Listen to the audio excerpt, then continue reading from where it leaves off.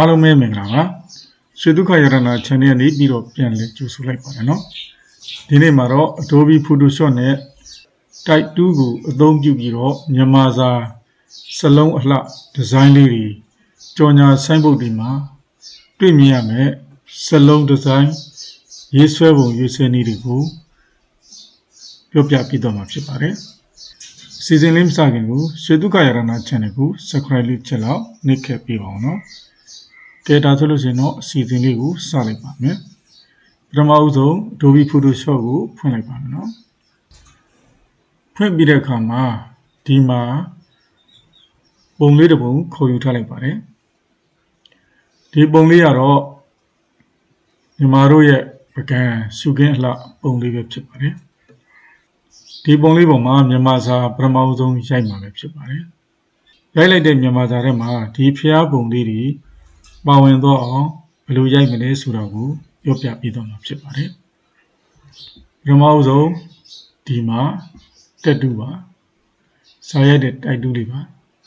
ဒီပေါ်မှာကာစာချလိုက်ပါမယ်နော်ကာစာချလိုက်တဲ့အခါမှာဒီနေရာမှာဖောင့်ရေးရတယ်ပေါ့နော်မြန်မာလိုရိုက်မှာဆိုတော့မြန်မာစာမြန်မာဖောင့်ကိုဒီနေရာမှာရေးလိုက်ပါမယ်ရေးတဲ့နေရာမှာမိမိတို့ကြိုက်တဲ့ဖောင့်ကိုရေးပြီးတော့ရိုက်လို့ရပါတယ်နော်ဒီမှာတော့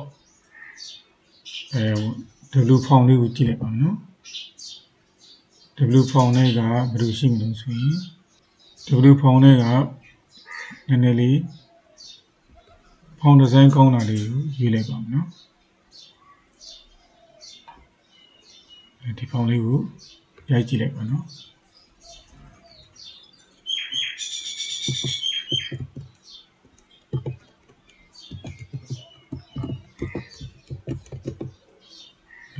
တဘာဝအလှတရားတဘာဝအလှတရားဒီလိုပဲမြန်မာစာနမူနာရိုက်လိုက်ပါမယ်နော်ဒီစလုံးပေါင်းကဝိုင်းနေတာဖြစ်တဲ့အတွက်သူ့ကိုထပ်ပြီးတော့4000ကျတာလေးရွေးလိုက်ပါမယ်နော်ပထမဦးဆုံးဒီမှာအယောင်ကာလာကဝင်းနေပါတယ်ဒီမှာပါဒီအယောင်ကာလာကိုအဖြူရောင်အရင်ဆုံးပြောင်းလိုက်ပါမယ်နော်ပြောင်းတဲ့အခါမှာ slip ပေးမယ်ဒီနေရာလေးမှာမိမိကြိုက်တဲ့အယောင်ရွေးလို့ရပါတယ်ဖြူရောင်လေးထားလိုက်မယ်နော်ပြီးရင်ဒီမှာအမှန်ချစ်ချစ်လို့ရပါတယ်နော်အဲ့တော့ဒီစလုံးဖောင်လေးကိုမကြိုက်သေးဘူးဆိုတော့နည်းနည်းလေးရွေးကြည့်မယ်နော်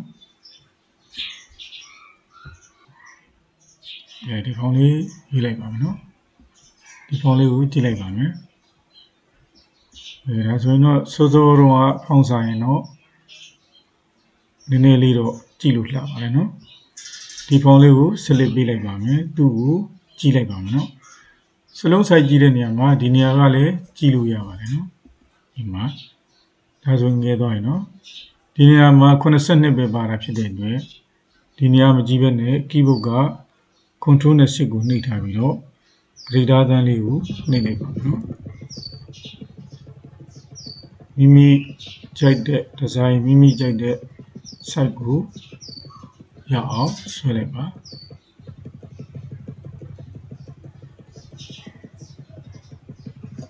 ဒါဆိုရင်တော့တော်တော်ကြီးသွားတော့ပြီနော်နည်းနည်းလေးအမှန်ချစ်ပေးလိုက်ပါမယ်နော်ပြီးရင်ဒီမှာမူတူးလေးနဲ့ရွှေ့လိုက်ပါမယ်ဒီမှာနော်မိမိကြိုက်တဲ့နေရာကိုထားပါဒီနေရာလေးမှာနမူနာစမ်းပြီးတော့ထားကြည့်လိုက်ပါမယ်နော်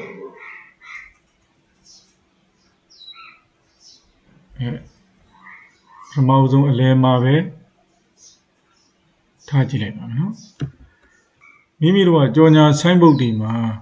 ဒီမြန်မာစာတဲ့ကိုဒီနောက်ကပကံဖျားပုံလေးတွေဝင်တော့အောင်ရောက်တော့အောင်လုပ်တဲ့နည်းလေးကိုပြောပြပေးတာပဲဖြစ်ပါတယ်မိမိတို့လမ်းဘေးမှာကြော်ညာဆိုင်းဘုတ်တွေစသည်အဖြစ်ပေါ့နော်လက်ကမ်းစာဆောင်တွေမှာဒီလိုဒီဇိုင်းမြန်မာစာဒီဇိုင်းရိုက်တာတွေ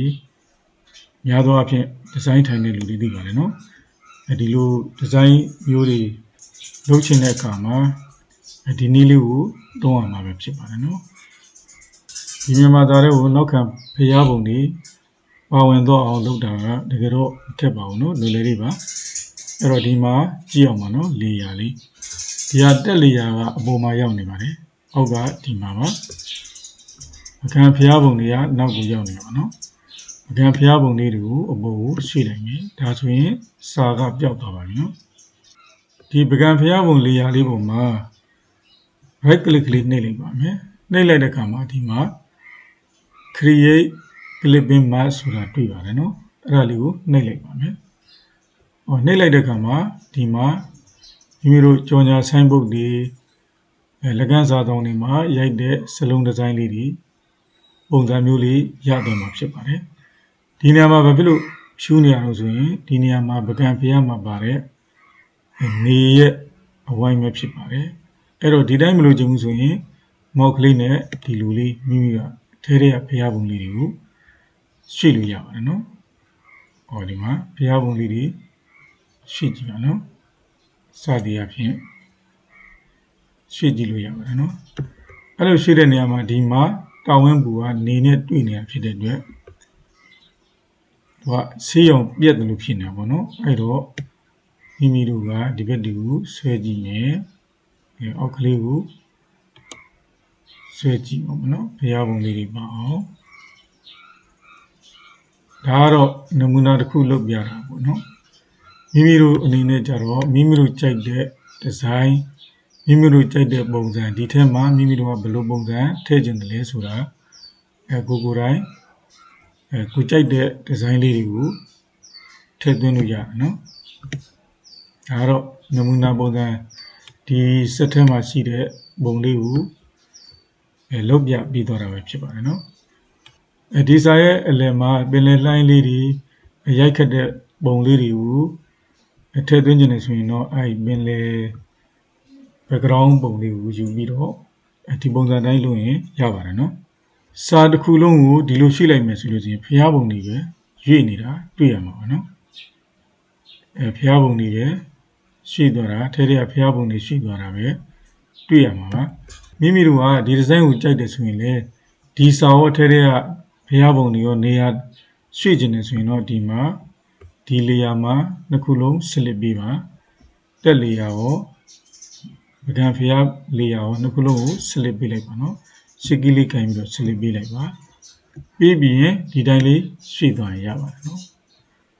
ဒီတိုင်းလေးရွှေ့ပြီးတော့မှတ်ထားမယ်ဆိုမိမိတို့ကကြိုက်တဲ့နေရာမှာဒီအတွဲလိုက်ယူပြီးတော့သုံးလို့ရပါတယ်နော်ဒီနောက်ကအဖြူကြီးကိုမကြိုက်ဘူးဆိုရင်လည်းဒီလေယာလေးကိုဒီ background အဖြူလေယာကို select ပေးပြီးတော့ဒီမှာဒီ foreground color မှာမိမိကြိုက်တဲ့အရောင်လေးကိုထည့်သွင်းရမှာဖြစ်ပါတယ်ဒါလေးကို okay ပေးလိုက်ပါ okay ပေးပြီးတော့ keyboard က Alt Backspace ကိုနှိပ်လိုက်ပါဒါဆိုလို့ရှိရင်တော့နောက်ကအရောင်လေးလည်းရတော့မှာဖြစ်ပါတယ်နော်ဒါကတော့မိမိတို့အနေနဲ့ဒီပုံစံကိုလုပ်တတ်သွားပြီဆိုရင်တော့မိမိတို့စိတ်ကြိုက်ဒီဇိုင်းတွေကိုယ်ပိုင်ဖန်တီးလို့ရမှာပဲဖြစ်ပါတယ်ဒီနေရာမှာတော့နမူနာပုံစံတစ်ခုကိုလုပ်ပြပေးသွားတာဖြစ်ပါတယ်နော်နောက်ထပ်ပင်တူးလေးကိုယူပြီးတော့သူ့ရဲ့လမ်းကြောင်းလေးပေါ်မှာစာရိုက်တဲ့နည်းလေးကိုပြောပြပြပါဦးမယ်နော်ဒီနေရာမှာပဲတစ်ခါတည်းရိုက်ပြလိုက်ပါမယ်နော်ဒီဟာလေးကိုအခုselect ပြီးတော့သူ့နေရာလေးရှိထားမယ်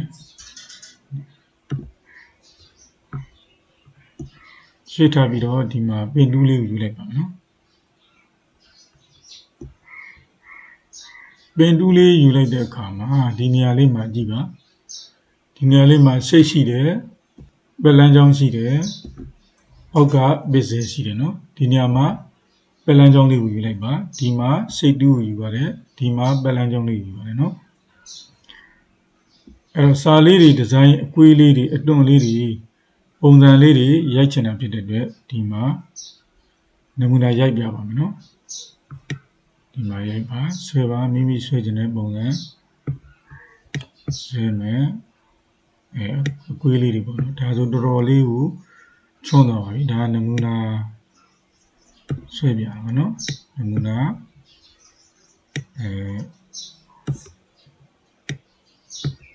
လူလေးတွေဆွဲလိုက်ပါမယ်မိမိကြိုက်ချင်တဲ့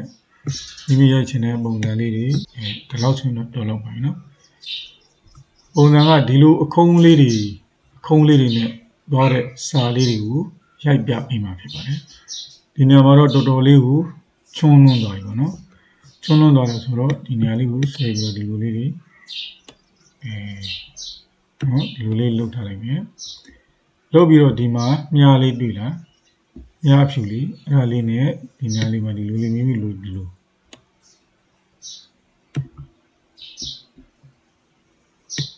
မိမိလိုချင်လိုလုပ်လို့ရပါတယ်ဒီဓာတ်လေးကိုနည်းနည်းကိုဖြောင်းမယ်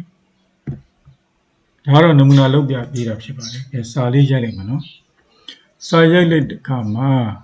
ဒီမှာတက်တူးလေးကိုယူပြီးတော့ဒီမှာတွေ့လားဒီပေါ်လေးကိုထားတယ်ဆိုရင်သူ့ကာသာလေးကတစ်မျိုးလေးဒီပေါ်တက်တဲ့လေးရောက်သွားတယ်ဆိုကာသာကမတူတော့ဘူးနော်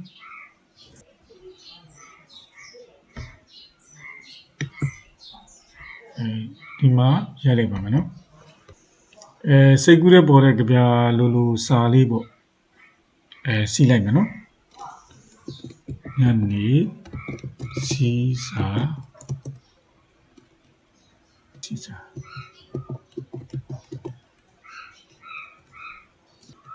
ဒီအခါ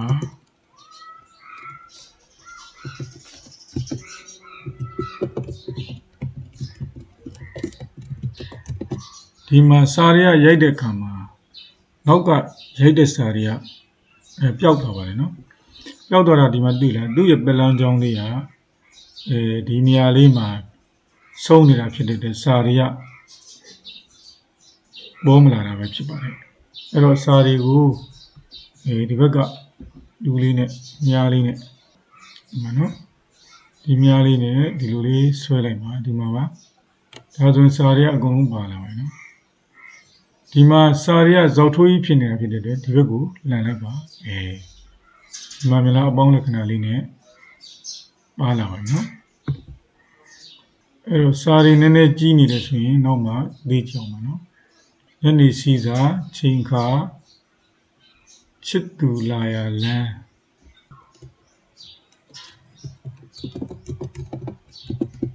ဟုတ်တယ်နော်ဝမ်းရဒီပေါ့လေဒါကတော့နမူနာပေါ့စာလေးတွေကနည်းနည်းကြီးနေတာဖြစ်ပြီးသိလိုက်ပါနော် Ctrl A ပြီးတော့သိလိုက်ပါမယ်ဒါလောက်ဆိုတော့ရတော့ပါနော်အဲ့တော့စာလေးတွေကဒီမှာမညီသေးဘူးနော်ညီတာကိုညီတော့အောင်ထပ်ပြီးတော့နှိပ်ပေးပါမယ်ညနေစီစာဒီမှာနော်ချိန်အခါချစ်သူလာရလန်းအဲ့တော့ဒီမြားလေးမှာဒီမြားလေးနဲ့သူမညီတာလေးတွေကိုဒီမှာတွေ့လားမိမိကြိုက်တယ်လို့ပြင်လို့ရပါတယ်နော်ဒီလိုလေးလား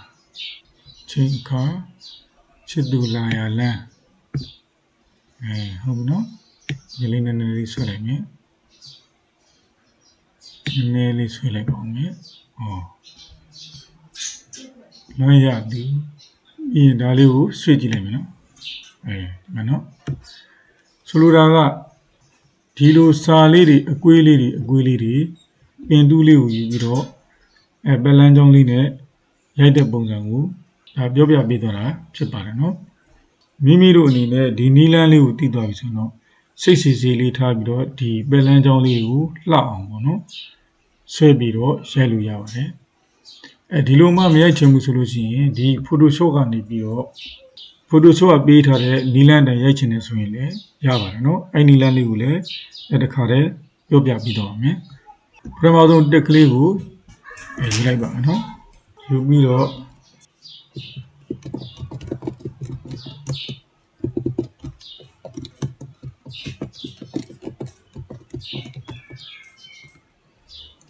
လွမ်းလို့မဆုံးနိုင်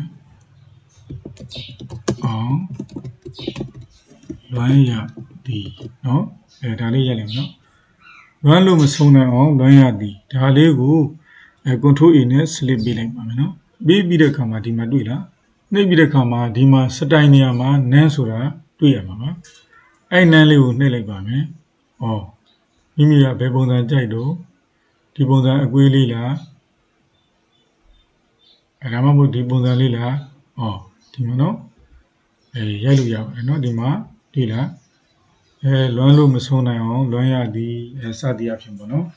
ဒီနည်းလေးကိုသုံးပြီးတော့မိမိတို့ကကြပြားစာတွေကြပြားစာအုပ်တွေစလုံးဒီဇိုင်းတွေရိုက်တဲ့နေရာမှာလည်းသုံးလို့ရပါတယ်နော် Photoshop ကပေးထားတဲ့နမူနာပုံစံတွေပါဒီမှာရိုက်ကြည့်ပါဒါဆိုရင်တစ်မျိုးလေးနော်ဒါဆိုရင်တစ်မျိုးပေါ့နော်မိမိတို့ကြိုက်တဲ့ပုံစံလေးပေါ့နည်းနည်းလေးမြင်အောင်ဒီဘက်ကိုရှေ့ပြလိုက်မယ်နော်ဒါကတော့ရေလိုင်းလေးတွေနော်ဒါကတော့တစ်မျိုးလေးပေါ့နော်ဒါကတော့အလံပုံစံလေးပေါ့ဒီပုံစံလေးမဆိုပါဘူးနော်ဒါကတော့ဘယ်နေရာမှာပါရှိတယ်ဆိုတော့နမူနာပုံစံကိုပဲပြောပြပေးတာပဲဖြစ်ပါတယ်ဒီသဘာဝအလှတရားဆိုတဲ့ပုံကတော့မိမိတို့ကြော်ညာဆိုင်ဘုတ်တွေမှာမိမိတို့ရဲ့စလုံးထဲမှာလူပုံတွေဒီဇိုင်းပုံတွေ